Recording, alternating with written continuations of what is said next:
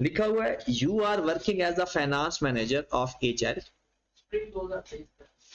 ये वाला, a new CFO has joined HL and has recommended changes to accounting policies related to improve financial ratio in the next financial statement.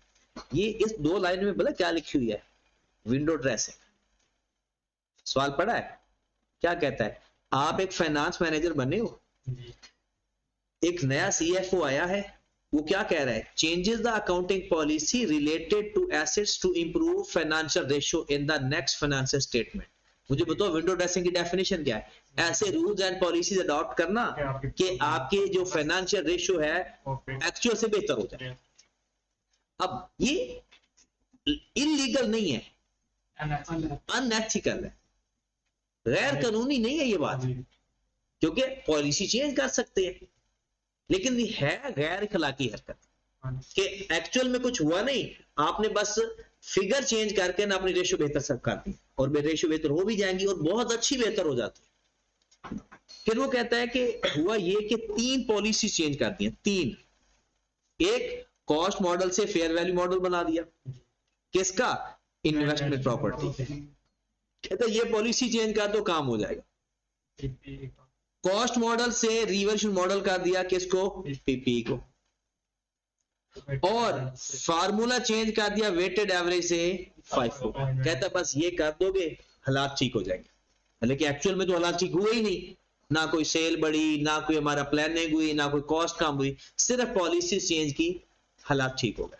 कैसे, वो कहता है fair value assume करना है कि फेयर वैल्यू कॉस्ट और प्राइसेस ओवर टाइम बढ़ रही है, इसका मतलब फेयर वैल्यू में इजाफा हुआ है। Maximum possible amount from surplus to retain earning transfer on the annual basis, पुराना काम, और periodic inventory system is followed by this. अब हमने इसमें बताना है कि ये इंक्रीज है या डिक्रीज है। आपको पता है हमारे पास तो 2 ही चीजें हैं इंक्रीज डिक्रीज फाइंड करने के लिए, एक जनरल एंट्री और दूसरे जिनकी उसकी फार्मूला। एनपी रेशियो की तरफ देख, जहां पर फार्मूला लिख देते हैं, इधर ही ले जाते हैं इसको। पहले कौन से, एनपी रेशियो है ना, एनपी, ठीक है। फार्मूला क्या है, net profit over sales multiplied by, ठीक है। अब इसके ऊपर पहले सारा चेंज अप्लाई करते हैं, सिर्फ इसके ऊपर।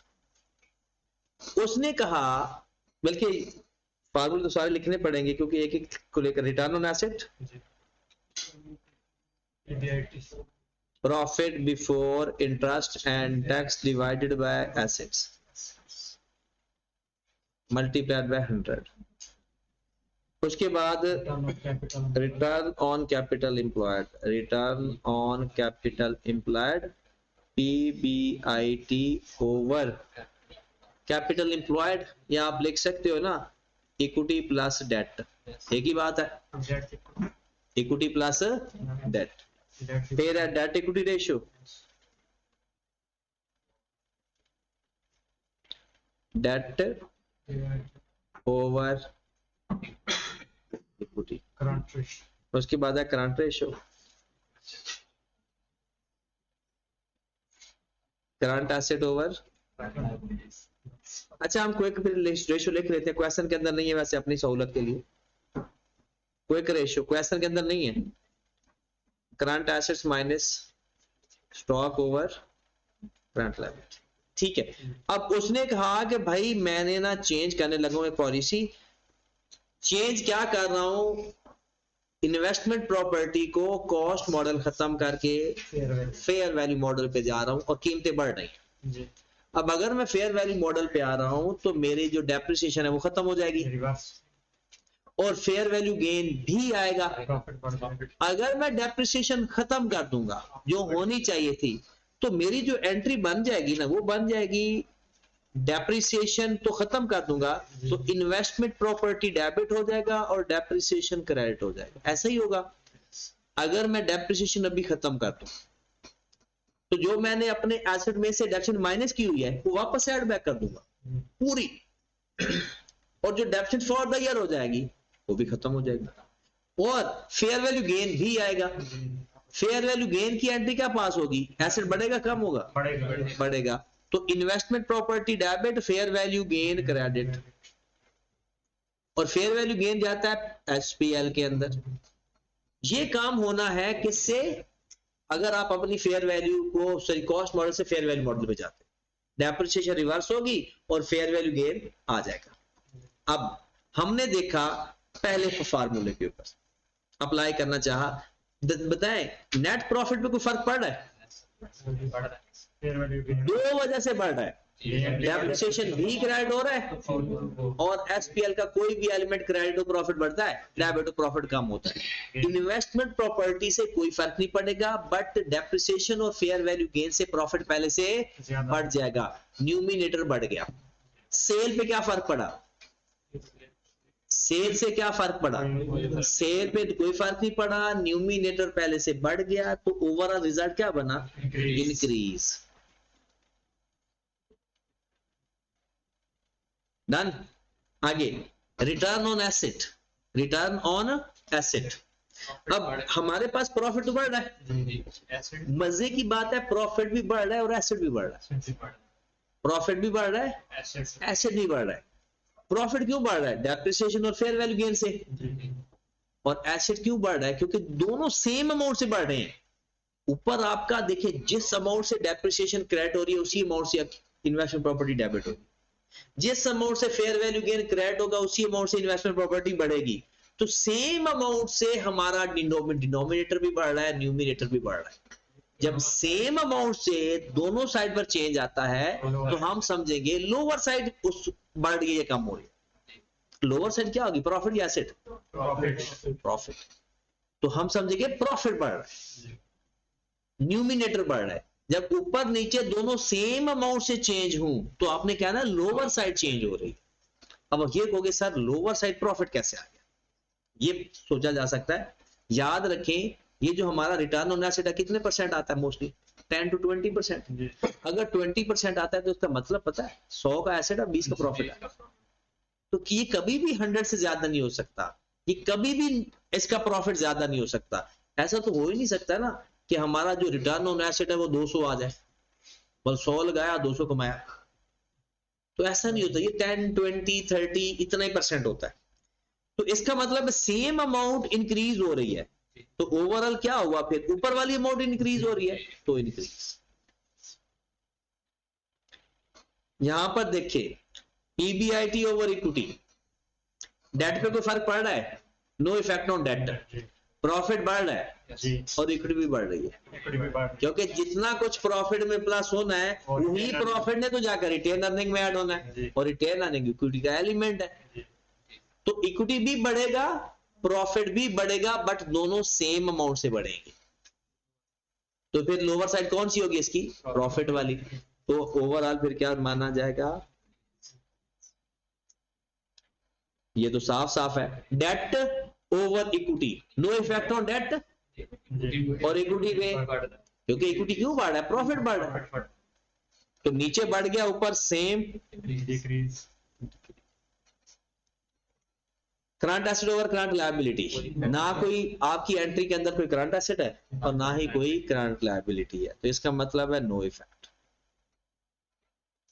ठीक होगी बात। ये हमारा हो गया इन्वेस्टमेंट प्रॉपर्टी अगर आपकी फेयर वैल्यू कॉस्ट मॉडल से फेयर वैल्यू मॉडल पे चली जाए, और अगर फेयर वैल्यू मॉडल से कॉस्ट मॉडल पे आएगी तो ये सारा उल्टा काम हो जाएगा, क्योंकि उसमें हमारा क्या आएगा, डेप्रिसिएशन आएगा।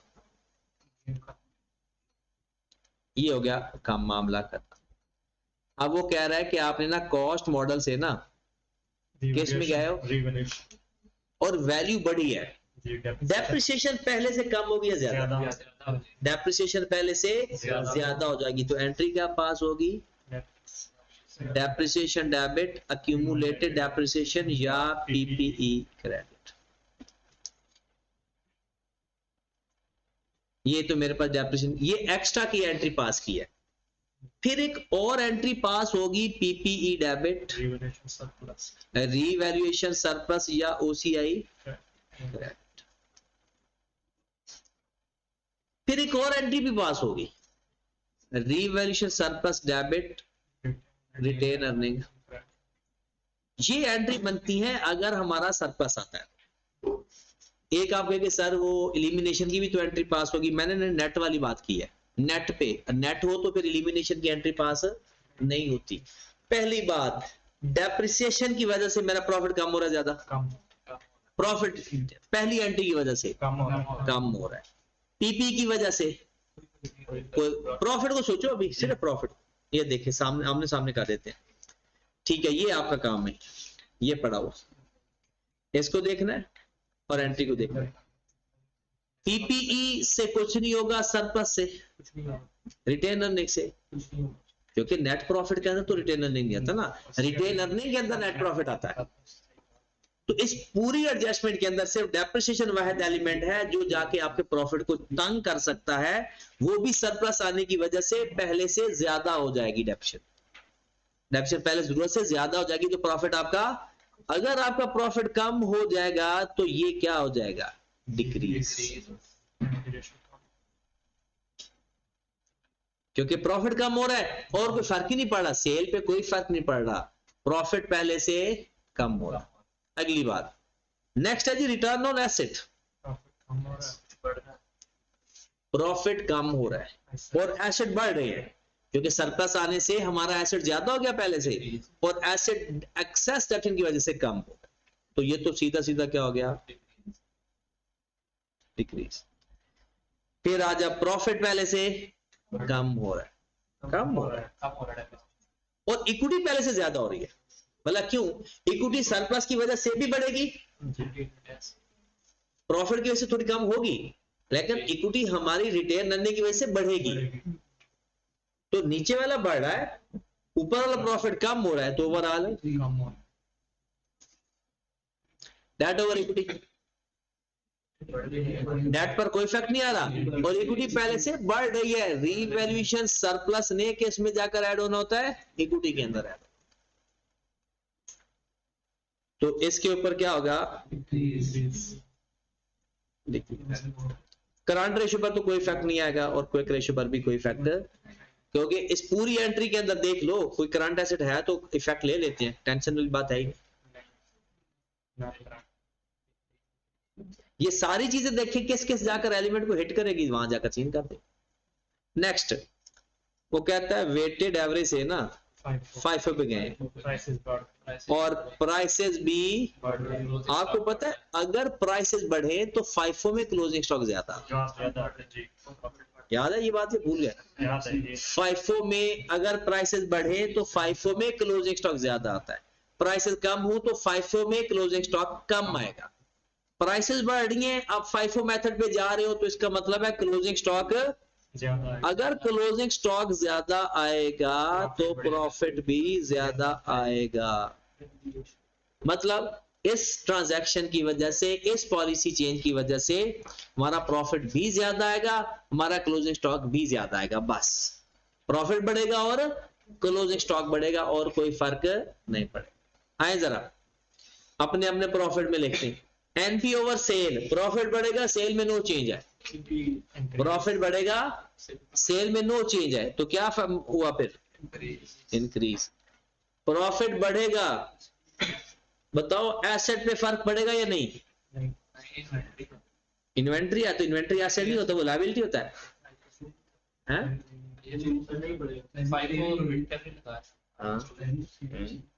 बता, ओए चुप कर दो यार, अवैस कुछ कहना चाह रहा है, सुनो। अवैस ने कहा है कि जी एसेट पर कोई फर्क नहीं पड़ेगा, राइट, और मैं ऊपर कह रहा हूं क्लोजिंग स्टॉक बढ़ेगा और प्रॉफिट बढ़ेगा, कहता है एसेट में कोई फर्क नहीं है, तो एसेट बढ़ेंगे, पहले से एसेट बढ़ेंगे। अभी किसको दिमाग में आ रहा है कि एसेट में कोई फर्क, ये नॉन करंट एसेट थोड़ी है, ये तो टोटल एसेट है और टोटल एसेट बढ़ेंगे। सिर्फ जवाब पे ना जाओ ना, अगर मैंने ये कह दिया कि जवाब कुछ गलत है फिर आपके सारे कॉन्सेप्ट हिल जाएंगे। आपने कोई ना कोई तो अपने आप को जस्टिफाई कर ही आए हो ना कि अच्छा इस वजह से बढ़ रहा है। अब बताओ एसेट भी बढ़ रहा है, प्रॉफिट भी बढ़ रहा है, क्या होगा, हाँ जी, लोअर साइड बढ़ेगी। फिर दोनों अगर सेम है तो कौन सी साइड बढ़ेगी? लोअर साइड बढ़ेगी, और लोअर प्रॉफिट वाली साइड है, इसलिए इंक्रीज है। ये नहीं कि प्रॉफिट पे कोई इफेक्ट नहीं आया और प्रॉफिट बढ़ गया, एसेट पे कोई फर्क नहीं आया, प्रॉफिट बढ़ गया इसलिए बढ़ रहा है, ऐसा नहीं है, दोनों बढ़ रहे हैं। और तो ये क्या आ गया? इंक्रीज। ये इसलिए इंक्रीज आया है कि दोनों सेम अमाउंट से बढ़े हैं, तो ऊपर वाली साइड छोटी है, बस। आगे चलते हैं। प्रॉफिट भी बढ़ा, इक्विटी भी बढ़ी, इक्विटी भी प्रॉफिट की वजह से बढ़ी, और प्रॉफिट ऊपर प्रॉफिट की वजह से बढ़ा, तो दोनों सेम अमाउंट से बढ़ रहे हैं, तो लोअर साइड वाला। डेट ओवर इक्विटी, डेट पे नो चेंज, इक्विटी पहले से बढ़ गया, डिक्रीज। करंट रेशो, एसेट बढ़ेंगे तो करंट रेशो बढ़ेगी, क्विक रेशो नो इफेक्ट। बोला क्यों? क्योंकि वो स्टॉक बढ़ाता और इसके अंदर स्टॉक होता नहीं। ठीक होगी बात? क्लियर हुआ? चलिए, अच्छी बात है। अच्छा, अब आओ जरा उस दो लाइनों पे आओ वापस जल्दी से।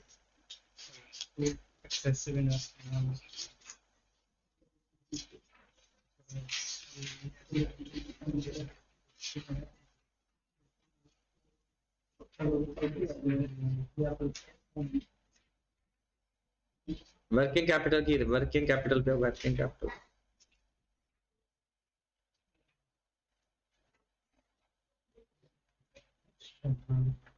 अच्छा, इसके अंदर आपने बुक पढ़ी है? इसके अंदर मैन्युफैक्चरिंग का गिवन है, इन्वेंट्री होल्डिंग पीरियड। बुक नहीं पढ़ी? पढ़नी थी यार वो टेस्ट वाला दिन। चलो, अगर मैं देखता हूँ कि अगर है तो वो करवाना पड़ेगा यार, क्योंकि मैन्युफैक्चरर के लिए तो रॉ मटेरियल भी होता है, वर्क इन प्रोसेस भी होता है, और वो भी होता है। ये बुक है ना, तो जल्दी से देख लो। इन्वेंट्री टर्नओवर के साथ जाओ, इन्वेंट्री होल्डिंग टाइम में देखो मैन्युफैक्चरर का है कि नहीं। स्टॉक होल्डिंग टाइम मैन्युफैक्चरर का हमारे बुक में है या नहीं, ये मैंने कहा देख लो। स्टॉक होल्डिंग टाइम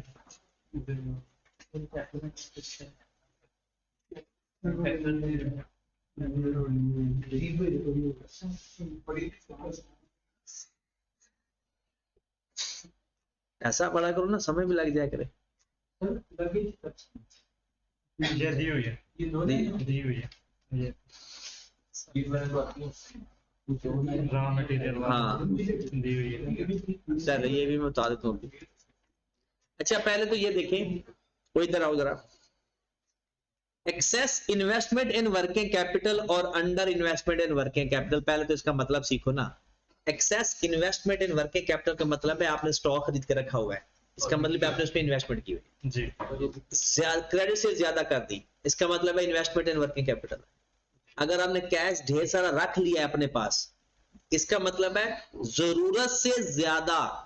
अगर आपने डेटर्स, स्टॉक या कैश का बैलेंस मेंटेन किया हुआ है, इसे बोलते हैं excess investment in working capital. अगर ऐसा करोगे तो इसका फायदा तो है, फायदा यह है कि आपका स्टॉक खत्म नहीं होगा, दूसरा आपकी सेल ज्यादा होगी, क्योंकि आप डेटर तभी बढ़े ना, क्रेडिट से ज्यादा कर दी, टर्नओवर बढ़ गया। लेकिन इसका नुकसान भी है, सबसे बड़ा नुकसान यह है कि आप अपनी इन्वेस्टमेंट फ्रीज कर रहे हो। स्टॉक लेकर रख के बैठे हो यार, बैंक में रखो पैसा, लेकिन स्टॉक क्या आपका पैसा बढ़ा रहा है? स्टॉक तो इसलिए फायदेमंद है कि कल को कीमतें ना बढ़ जाएं। अदरवाइज नॉर्मल हालात में हम तो इन्फ्लेशनरी इफेक्ट का कंसीडर ही नहीं कर रहे होते ना रेशो के अंदर। तब मुझे ये बताओ कि आपने स्टॉक लेकर रख लिया 2 साल का या 6 महीने का या 3 महीने का एडवांस, अब खराब होने के चांसेस भी हैं। एक ये ऊपर से हमारा जो एक, अगर यही पैसा हम अपना नॉर्मल स्टॉक रखते, बाकी सारा पैसा कैश में रखवा देते बैंक में, वहां से हमें इंटरेस्ट इनकम आ रही होती। वो हलाल हराम को अभी छोड़ दो, चार्टर्ड अकाउंटेंट मुसलमान नहीं होते, मतलब ना मुसलमान होने का मतलब है कि ये बातें नहीं सोचनी कि ये हलाल है या हराम है, वो है क्या, ये एक्चुअल में ये बहुत सारी चीजें डिफरेंट है। जो पुराने पाक में इंटरेस्ट लिखा हुआ है वो 100% हराम, उसमें कोई दो राह नहीं है। लेकिन वो वाला इंटरेस्ट है कौन सा, इसकी क्लैरिफिकेशन में इशू है, वो क्लियर नहीं है लोगों, वो हर चीज को इंटरेस्ट मान देते हैं। जैसे अक्सर हम बात करते हैं कि भाई अगर मैं किसी बंदे का एक घर अपने इस्तेमाल में लाता हूं तो उसको इस्तेमाल करने का मैं रेंट देता हूं, और अकाउंटिंग वाले कहते हैं कैश भी आपका एसेट है। अगर आपका किसी का कैश इस्तेमाल करते हो और उसको रेंट पे कर रहे हो, किसी भी एसेट का इस्तेमाल करते हो, अगर उसका रेंट पे करते हो तो उसका तो रेंट है। घर का इस्तेमाल, किसी को हम गाड़ी देते हैं इस्तेमाल करने के लिए, उसका रेंट लेते हैं। किसी को घर देते हैं, मशीन देते हैं, हम रेंट लेते हैं। और अगर हम कैश किसी को रेंट पे दें उसको इंटरेस्ट बोला जाता है। तो ये चीजें या तो अकाउंटिंग फिर सारी गलत है, मतलब हर चीज का रेंट गलत है, वो हराम है। अगर बाकी रेंट हलाल है तो ये भी किसी हद तक हलाल है। अब इंटरेस्ट वो वाला कौन सा है, वो और चीज है। तो हमारे यहां ना एक बहुत ही ज्यादा मिसअंडरस्टैंडिंग है इंटरेस्ट और सूद वाली बात के दरमियान। अब हाँ, कुछ लोगों ने सब कुछ ही इंटरेस्ट कह दिया, कुछ लोगों ने उसको कैटेगराइज कर दिया, कुछ लोग कहते हैं इस्लामिक में गलत है, सही है। वो सारी बातों के ऊपर एक अलग डिबेट होती है और वो अलग चीजें हैं। लेकिन ये बात मैं कहने के लिए मैं जो कंफर्म है कि जो इंटरेस्ट कुरान पाक में है वो हराम है, 100% हराम है। बट जो मार्केट में सब चल रहा है ये सारा इंटरेस्ट नहीं है, उसमें सिर्फ वही वाला इंटरेस्ट हराम है जो अल्लाह ने कहा। अब देखें, आप एक स्किल्ड मैन हो, फुल टाइम स्किल्स आपके पास है, आपके पास पैसे नहीं है कारोबार शुरू करने के। आप अगर एक बंदे को कहते हो कि भाई मुझे पैसे दें, मैं अपना कारोबार चमकाता हूं, जितनी देर तक मैं आपका पैसा इस्तेमाल करता हूं मैं अपने प्रॉफिट में से कुछ हिसाब को निकाल के दिया करूंगा। बेसिकली तो यही है ना। जी। तो जो सूद है ना वो और चीज है, वो बिल्कुल है कि किसी बंदे को कहना है कि भाई ये मैं आपको 10 लाख दे रहा हूं, आपने मुझे 15 लाख देना है, बस देना ही देना है, मतलब कोई बेस नहीं है, मजबूरी का फायदा उठा रहा है अगला बंदा जी। और ये हदीस में आता है कि अगर आप किसी से उधार लेते हो, उसको अगर आप उस उधार से कुछ एक्स्ट्रा पे कर दोगे तो कोई मसला नहीं है, ये हदीसों में है। लेकिन प्रॉब्लम ये है कि इंटरेस्ट एक चीज फिक्स कर दी जाती है। अगर मुझे कोई चीज अगर उधार देते हैं ना, कोशिश तो मेरी ये होती है मैं उधार दूं ना, अगर लेता हूं तो मेरी कोशिश क्या होती है कि जब भी मैं पैसे वापस करूँ ना तो साथ उन्हें कोई छोटा सा गिफ्ट दूं, ताकि उसे आइंदा भी उधार दे दिया। नहीं, ये एक अच्छी बात होती है कि यार उसने आपके लिए एक फेवर दी है, आपको एक मजबूरी के टाइम पर उस बंदे ने आपको इतनी अच्छी फेवर दी है। और आज अगर आप तो हमारे यहाँ क्या होता है, बंदे को जलील कर दिया जाता है, उधार दे के फंस जाता है बंदा, मतलब गलत समझ रहा होता है। मतलब अगर मैंने किसी को पैसे दिए और मैं कहूंगा यार मेहरबानी, बल्कि तरले कर रहा था बंदा, यार पैसे दे दे मजबूरी है, अगला बंदा कहता है मैं कोई भाग रहा हूँ, मैं कोई मरा जा रहा हूँ, फलाना ढमकाना, बस आप बंदा मांगता ही नहीं है। फिर इस यही होती है। ऐसे अगर आपने देने हैं ना तो कुछ अपने इर्द गिर्द ना देखा करें। जैसे मेरे इर्द गिर्द में फरहान साहब है, मैं कहता हूँ कि इनको पैसे देकर टेंशन नहीं है। मतलब इस बंदे को अगर आपने, मुझे लगता है ना कि मैंने 100 रुपए इनसे लेना है, तो जब इन्होंने मुझे बताना है ना कि यार वो पेएबल है मेरे कुछ हैं, तो इन्होंने 110 निकाल के बैठे होना है। मतलब कभी भी आज तक हमारा दोस्त, काफी दिनों से दोस्ती है, हमारा लेन देन चलता रहता है। अगर कभी मेरे पैसे की तरफ चले गए, वो हमेशा मुझे ज्यादा बताते हैं। मेरे हिसाब से पता नहीं ज्यादा होते हैं या वो जानबूझ के ज्यादा कर देते हैं, मुझे नहीं पता। लेकिन मैंने जब भी हिसाब किताब किया है ना, अगर मैंने उनसे पैसे, उन्होंने जब मुझे पे बैक किए हैं, मैंने तो माशाल्लाह हिसाब किताब पक्का रखा होता है, लेकिन जब भी उन्होंने पे बैक किए हैं ना मुझे, वो हमेशा ही ज्यादा, मुझे लग रहा है, मुझे लगता है हमेशा वो ज्यादा पे करते हैं। मतलब 2-4 हजार का तो नॉर्मल फर्क रहता ही है। वो टाइम वैल्यू पे करे ये वट एवर, मैं हालांकि कहता हूं कि नहीं फरहान साहब इतने पैसे नहीं थे, वो कहते नहीं यार मैं लिखता हूं, हमेशा मैं लिख कर रखता हूं कि जब भी किसी से भी लेन देन करूं मैं लिख लेता हूं। तो लेकिन मैंने देखा है कि हमेशा ही ना, और जब भी उनके पास पैसे आते हैं ना, मतलब आज तक मांगने की जरूरत नहीं पड़ती। जब भी पैसे आते हैं उनकी सबसे पहली कोशिश होती है कि जिस जिसके पैसे देने हैं ना पहले वो खत्म किए, हमेशा। और उनसे अगर पैसे हम ले ले, वो कभी नहीं मांगते, और मजे की बात है, बहुत ही उन्हें इमरजेंसी मजबूरी हो ना, वो किसी को अपने दोस्त को कॉल कर ले कि यार मुझे वो पैसे थे, अगला बंदा थोड़ी सी मजबूरी बता देना, वो माजरत करने लग जाते हैं कि माजरत यार आप इतनी मजबूरी थी, मैंने आपको ऐसे शर्मिंदा किया, तो कोई बात नहीं, जब हो जाए तो दे देना। तो ऐसे कई उनके दोस्तों ने ना, उनके फ्रेंड सर्कल के अंदर, उन्होंने इस बात का गलत फायदा उठाया भी है। मतलब अगर मुझसे कोई एक बंदे ने 2 दफा उधार ले लिया है, फिर वो तीसरी दफा भी मुझसे मांग रहा है ना, तो मैं पहले कहूंगा कि भाई पिछले, हाँ या तो ये ना मुझे पता हो कि इस बंदे के पास पैसे हैं ही नहीं, फिर बंदा क्या देता है। लेकिन आपको पता भी है कि वो सैरो तफरीक कर रहा है, वो अपना सैरो तफरीक कर रहा है और आपके पैसे नहीं दे रहा, बस मतलब ये भी दुख होता है, बल्कि ज्यादा दुख होता है। मतलब एक भाई साहब से मैंने पैसे लेने थे, मैंने उससे पैसे कुछ मांगे, तो उनकी ना पैसे नहीं है उनके पास, और स्टेटस लगे हुए हैं नारायण का गान की। तो बंदा कहता है कि यार हमारे पैसों से नारायण का गान हो गए, हम इधर धूप में मर रहे और वो नारायण का गान फेर रहे। तो ये होता है। चले जी। अच्छा, एक्सेस इन्वेस्टमेंट जो है वर्किंग कैपिटल में नुकसानदेह होती है। क्यों नुकसानदेह होती है? आपका जो कैपिटल है वो फ्रीज हो गया, आपको डेटर को जो आपने सेल की, डेटर तो आपको एक्स्ट्रा पैसे नहीं देगा ना जी। तो यही पैसा अगर आप कम सेल करते तो जो इन्वेस्टमेंट है वो आपकी बच जाती, वो इन्वेस्टमेंट आप किसी और जगह लगा देते, वहां से आप रिटर्न कमाते। तो कहता है कि भाई इंडिकेट लॉन्ग कैश साइकिल, पहली बात ये तो बात है, होल्डिंग टाइम ज्यादा हो जाएगा, पेमेंट पीरियड ज्यादा हो जाएगा। फिर वो कहता है getting even longer when too much invested in working capital, ROCE और ROE will be lower than they should be। क्यों भला? आपने स्टॉक में पैसा इन्वेस्ट करके रख दिया, आप वही पैसा अगर आप बैंक में रखवाते तो आपके ऊपर उसकी इन्वेस्टमेंट आ रही होती, आपका प्रॉफिट बढ़ रहा होता, अदर इनकम आ रही होती, और अदर इनकम की वजह से आपकी प्रॉफिटेबिलिटी रेशियो सारी बढ़ जाते। लेकिन आपने पैसा किस में फ्रीज किया हुआ है? इन्वेंट्री खरीद के रखी हुई है। ना तो वो एक्स्ट्रा आपको बेनिफिट दे रही है, बल्कि आपकी फाइनेंस कॉस्ट बढ़ा रही है। फाइनेंस कॉस्ट किसे कहते हैं? अगर आपने उधार लेकर इन्वेंट्री रखी हुई है तो आपको तो इंटरेस्ट एक्सपेंस पड़ रहा है। अब दूसरी बात, अंडर इन्वेस्टमेंट, इसका भी नुकसान है। अंडर इन्वेस्टमेंट का नुकसान क्या होता है? अगर आपने स्टॉक का लो लेवल मेंटेन किया हुआ है, आपका स्टॉक आउट का खतरा होता है। स्टॉक आउट होते ही आपका कस्टमर खराब हो जाता है, मतलब स्टॉक खत्म हो जाता है। आपने रखा इतना गुजारे लायक हुआ है, और कॉस्ट अकाउंटिंग आपको तो पता ही है, जिसने कॉस्ट अकाउंटिंग पढ़ी हुई है, जिसने नहीं पढ़ी, कि स्टॉक खत्म हो जाना क्या होता है? स्टॉक खत्म हो जाना कि वो बंदा लेने आया स्टॉक, आपके पास आके भरा ही नहीं, अब अगली दफा वो आपके पास आएगा नहीं, गुडविल सारी खराब होगी। डेटर को अगर ज्यादा पैसा नहीं उधार पे दोगे तो वो किसी उस बंदे से चीज खरीदेगा जो उसको उधार दे रहा है। तो ये एक moderate level of working capital maintain करना पड़ता है, ना ओवर इन्वेस्टमेंट ना अंडर इन्वेस्टमेंट।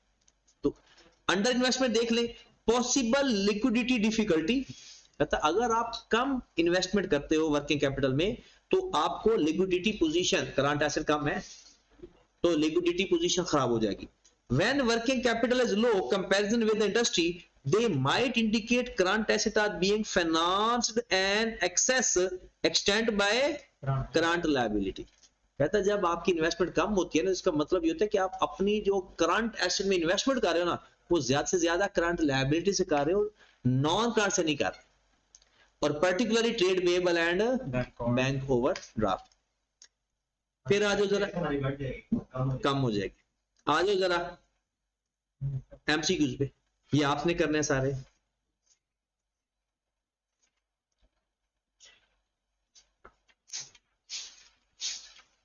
एमसीक्यूज निकाल लें। ये पास पेपर में जो एमसीक्यूज आए हुए हैं ना, वो मैं आपके साथ डिस्कस कर लेता हूं कुछ।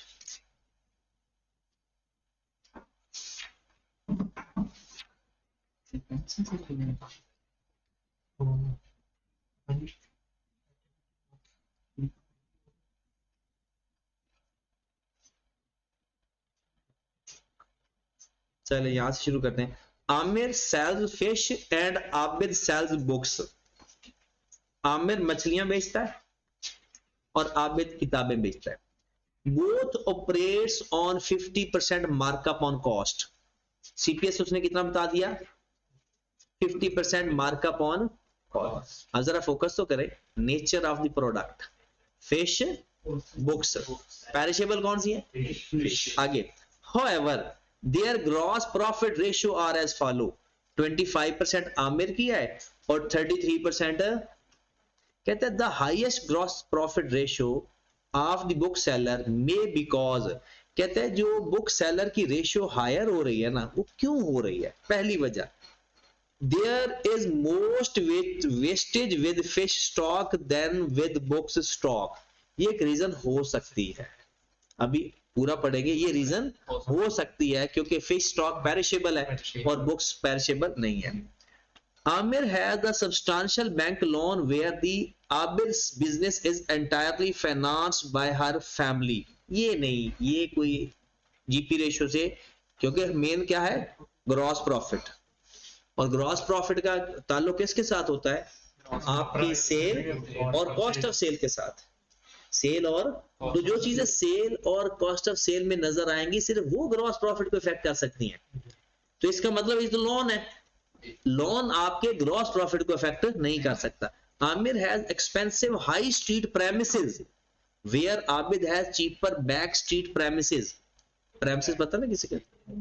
बिल्डिंग को कहता है उसकी बहुत अच्छी बिल्डिंग है और उसकी बहुत बुरी बिल्डिंग है। क्या ऐसे जीपी रेशियो पे फर्क पड़ेगा? फिर Aamir turnover declining where that of the Abid is increasing. कौन सी टर्नओवर? टर्नओवर में आता क्या क्या है? सेल, परचेज और कॉस्ट ऑफ सेल, यही होता है ना टर्नओवर। हाँ, अब वो कहता है कि आमिर की टर्नओवर डिक्लाइनिंग, आमिर की टर्नओवर कम हो रही है, सेल कम हो रही है। सेल कम या ज्यादा होने से जीपी रेशियो पे कोई फर्क नहीं पड़ता। जीपी रेशियो पे फर्क पड़ता है तो सेल प्राइस चेंज होने से, purchase price, cost of sale. इसमें तो टर्नओवर जितनी, सेल परचेज जितनी मर्जी कम या ज्यादा हो, एग्जिस्टिंग मार्जिन पे हो रही होगी तो जीपी रेशियो सेम रहेगा।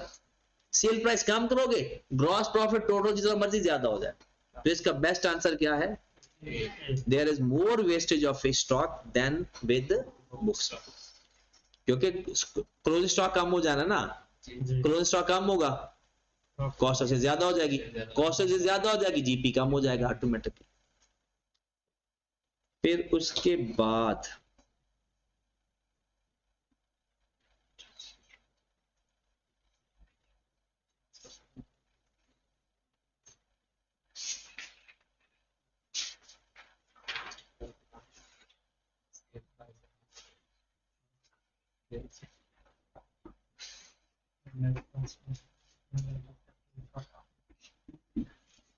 क्वेश्चन नंबर 31, ये आपने करना है। ये अभी ना 4-5 क्वेश्चन है, जल्दी से कर दो मुझे। क्वेश्चन नंबर 31 जल्दी से, क्वेश्चन नंबर 31।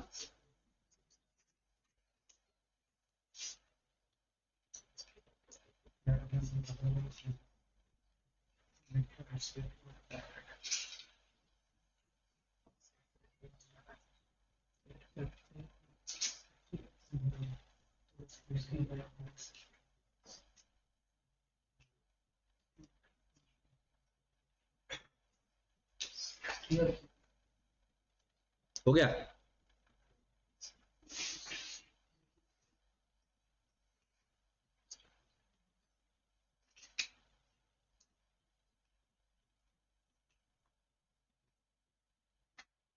इतना बड़ा सवाल तो नहीं था जितना आप सोचने लग गए हो।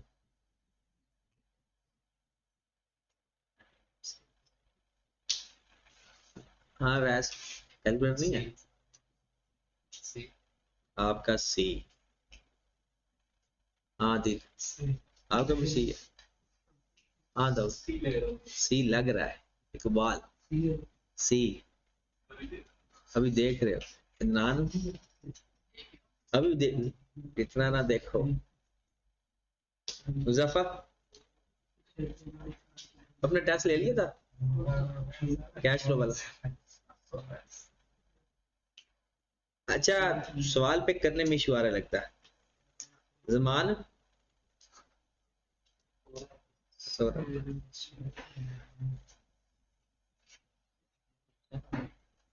अच्छा देखें, क्योंकि अगले सवाल को भी करना है हमने, जरा फोकस करना।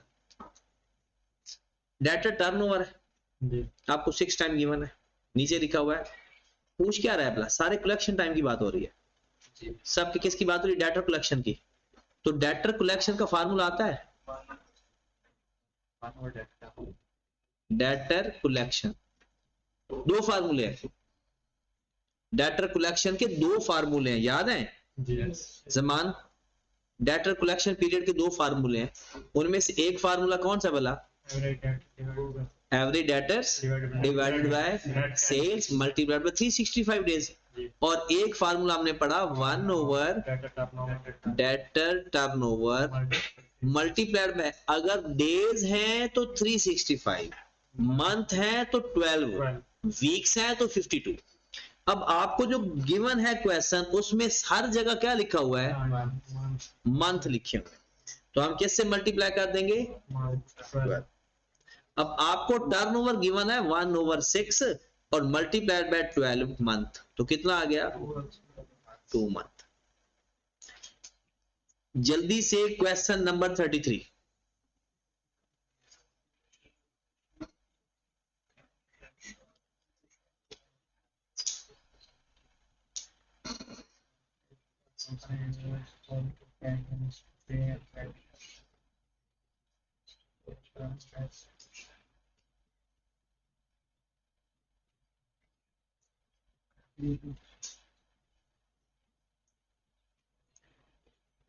$33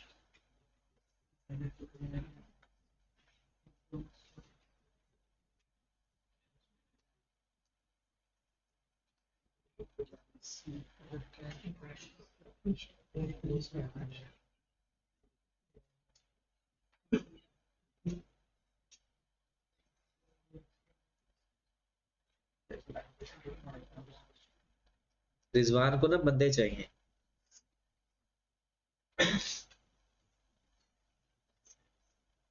जंबो पार्टिसिपेशन के लिए, है ना? अकेला तो तू फैमिली के साथ गया था या दोस्तों के साथ?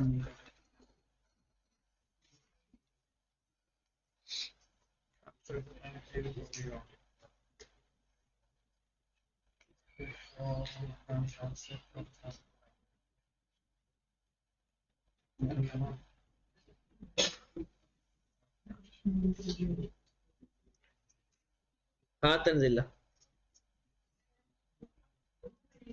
अल्फा अल्फा दाऊद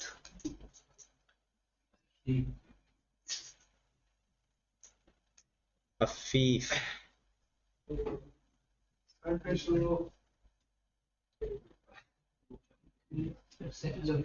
हाँ? बीटा आपका, आप हुज़ैफा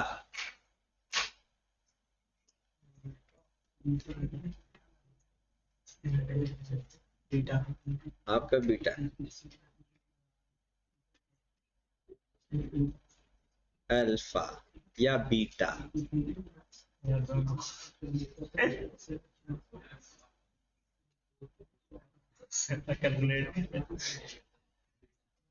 बीटा लॉक किया जाए, पक्का? नहीं लॉक करना आपकी?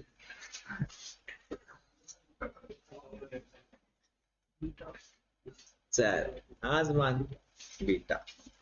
अच्छा, ये तो बिल्कुल आसान सवाल है, सिंपल सी बात है, आपने कैश पे किया, ठीक है, इसका मतलब एसेट भी कम हो गया, लायबिलिटी भी कम हो गई, सेम अमाउंट से ऊपर नीचे कम हो रहा है, इसका मतलब है इसका लोअर साइड कम हो रही है। अब जब आंसर 2 आ रहा है, इसका मतलब है डिनोमिनेटर बड़ा है या न्यूमिनेटर बड़ा है? 2 पे न्यूमिनेटर बड़ा है और डिनोमिनेटर छोटा है, इसका मतलब है डिनोमिनेटर कम हो रहा है। अब डिनोमिनेटर कम हो रहा है तो क्या मतलब है? करंट रेशियो बढ़ गई। डन। आगे क्विक रेशियो है 0.8, 0.8 है, 1 से कम है या ज्यादा है? कम है, इसका मतलब है बड़ी ऊपर वाली साइड कम है। अब ऊपर वाली साइड कम हो रही है, एसेट कम हो रहा है, लायबिलिटी कम हो गई, इसका मतलब है क्विक रेशियो डिक्रीज होगी, करंट रेशियो इंक्रीज और quick ratio decrease. Beta answer है। आंसर कौन सा है? बीटा।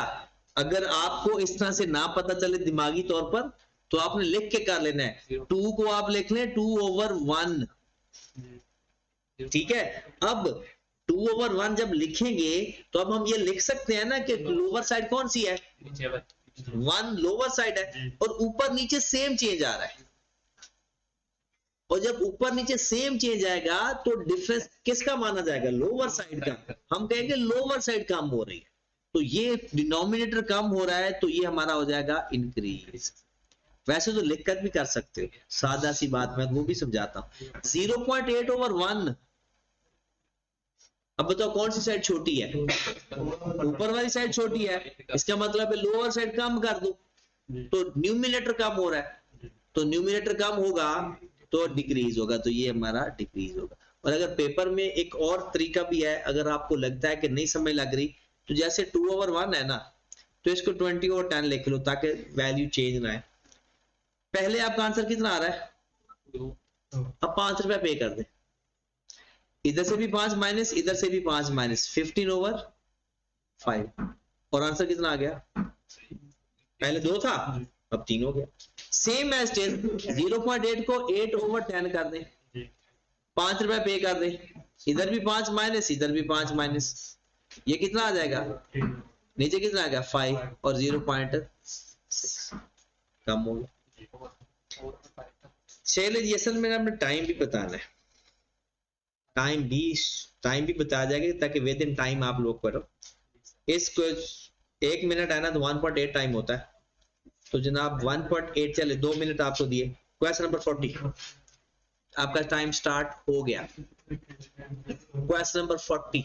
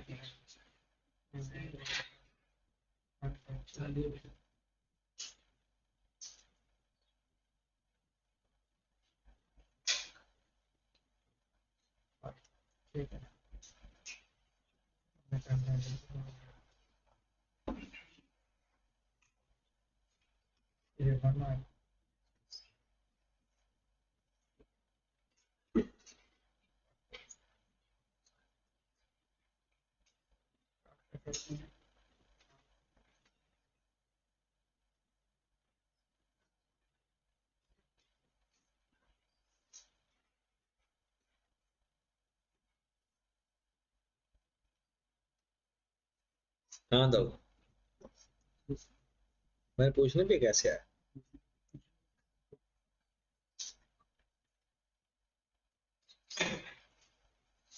जमान अभी कर, जल्दी करना, टाइगर बिस्किट खाया कर।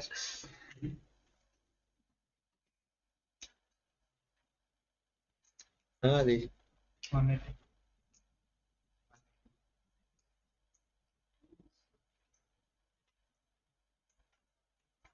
नाम आपका नहीं आया 180, तो 180 फाइंड कर रहा है या जवाब छूट रहा है ये बता दे, क्योंकि अक्सर ये होता है कि आंसर कोई एक बता देना तो वो अपने जवाब के पीछे लगने की बजाय वो आंसर ढूंढने लग जाता।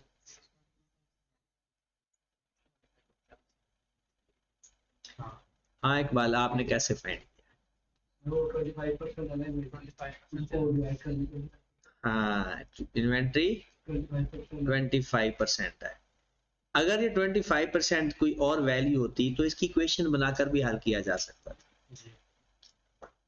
हमें कैसे पता चला, देखें आपके जो क्विक रेशियो है वो 1 है, और जो करंट रेशियो है वो है 1.25, तो अगर दोनों में फर्क है तो 25% का फर्क है 0.25 का, तो जो आपका 45 है, इसको 45 को अगर आप 25 पे डिवाइड कर देंगे और 0.25 पे और 1 से मल्टीप्लाई कर देंगे तो 180 आ जाएगा। लेकिन अगर इसके अलावा कोई वैल्यू चेंज आ जाती, आप लोग ये गिवन ओवर गिवन ना कर पाते, तो इसका एक और तरीका भी था देखिए उसने कहा कि मेरे पास जो क्विक रेशियो है वो किसके बराबर है, 1 के, 1:1 मतलब 1। और इसका फार्मूला क्या होता है, current asset minus stock divided by current liability is equal to 1। और दूसरा क्या फार्मूला है, current assets over current is equal to 1.25। अब मुझे चाहिए करंट लायबिलिटी। अब अगर मैं यहां पर ये देखूं कि यहां पर लिख देता हूं current assets is equal to 1.25 current liability, लिख सकता हूं, करंट लायबिलिटी मल्टीप्लाई कर दी और यहां पर आकर मैं इसमें वैल्यू पुट कर देता हूं, करंट एसेट की जगह लिख दूं 1.25 करंट लायबिलिटी, इसकी जगह मैंने 1.25 लिख दिया, माइनस स्टॉक कितना गिवन है, इज इक्वल टू, ये इधर माइनस हो रहा है डिवाइड हो उधर जाकर खत्म हो गया। इसको हल कर लो, करंट लायबिलिटी आ जाएगी, क्योंकि ये भी करंट लायबिलिटी है, ये भी करंट लायबिलिटी है, ये 25 है, तो इसको इधर आकर माइनस किया, 1.25 current liability minus current liability is equal to 45, तो 0.25 current liability is equal to 45 over 0.2, कितना, चलें जी एक और आ जाए 39। Which two of the following would improve gearing ratio? gearing ratio improve करनी है आपने। पहले issuers of share at discount, share issue किया डिस्काउंट पे, बताओ इक्विटी कम हो जाएगी, इक्विटी कम हो जाएगी ज्यादा होगी, इशू किया शेयर इशू एट डिस्काउंट, ज्यादा होगी, इक्विटी ज्यादा ही होगी, चाहे कम थोड़े पैसों पे किया इक्विटी ज्यादा हो जाएगी, तो इससे हाई गियरिंग होगा लो गियरिंग होगा, लो गियरिंग होगा, इक्विटी बढ़ गई है, इक्विटी बढ़ जाए तो लो गियरिंग होता है। आगे रीपेमेंट ऑफ लोन, इसका मतलब नीचे जो लोन है वो कम हो जाएगा और इसकी वजह से हमारी गियरिंग रेशियो बढ़ेगी कम होगी, लो गियरिंग मतलब पे कर दिया ना, लोन वैसे कम हो गया। Issuance of bonus shares, issuance of bonus shares equity बढ़ जाएगी, अच्छा डिपेंड करता है, बोनस शेयर अगर प्रीमियम से पे कर रहे हो तो इक्विटी पे कोई फर्क नहीं पड़ेगा, क्योंकि शेयर कैपिटल डेबिट हो क्रेडिट हो जाएगा तो शेयर प्रीमियम डेबिट हो जाएगा। तो इसलिए disposal of land at its carrying value, disposal of a land at its carrying value, इसका मतलब है नो प्रॉफिट नो लॉस, इसका मतलब है डिस्पोजल पर गेन लॉस तो आया नहीं, तो गियरिंग रेशियो में क्या फर्क पड़ सकता है, कुछ भी नहीं फर्क पड़ सकता। तो कौन से दो बेस्ट आंसर है, पहले दो, नेक्स्ट आ जाए जी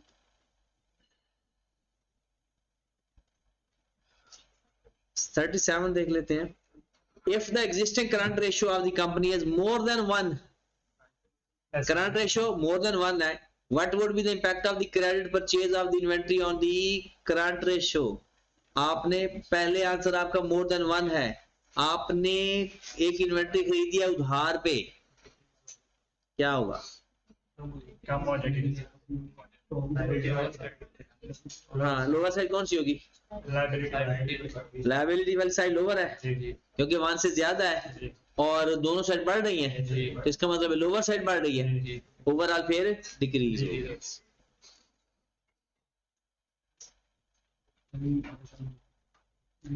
चलें जी, ये आप बाकी सारे खुद ही कर लेना।